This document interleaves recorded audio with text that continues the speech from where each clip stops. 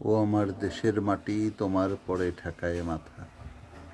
তোমাতেই বিশ্বজয়ী, তোমাতেই বিশ্ব মায়ের আঁচল পাতা। ও আমার দেশের মাটি, তোমার পরে ঠেকায় মাথা।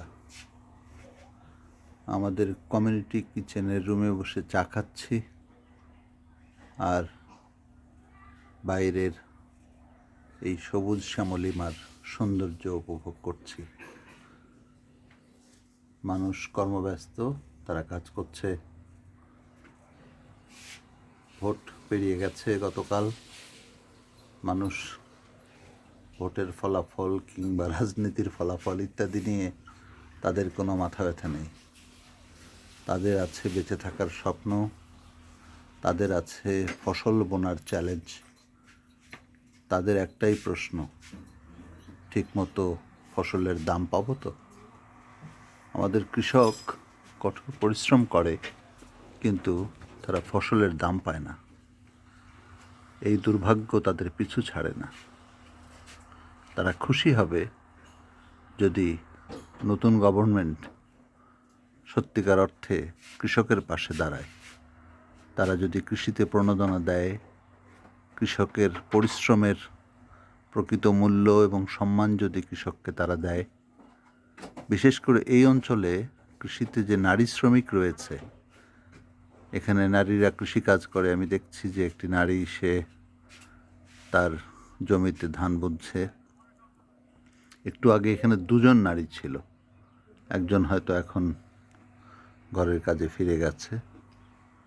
ওইখানে দূরে আলু খেতে কাজ করছে আরেকটি নারী, আমি দেখলাম। এভাবেই নারীদের জীবন।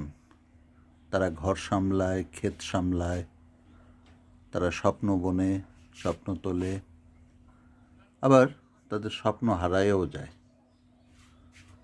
আমরা জানি তাদের জীবন কতটা কষ্টের, কতটা সংকটের মধ্যে তাদের জীবন কাটে।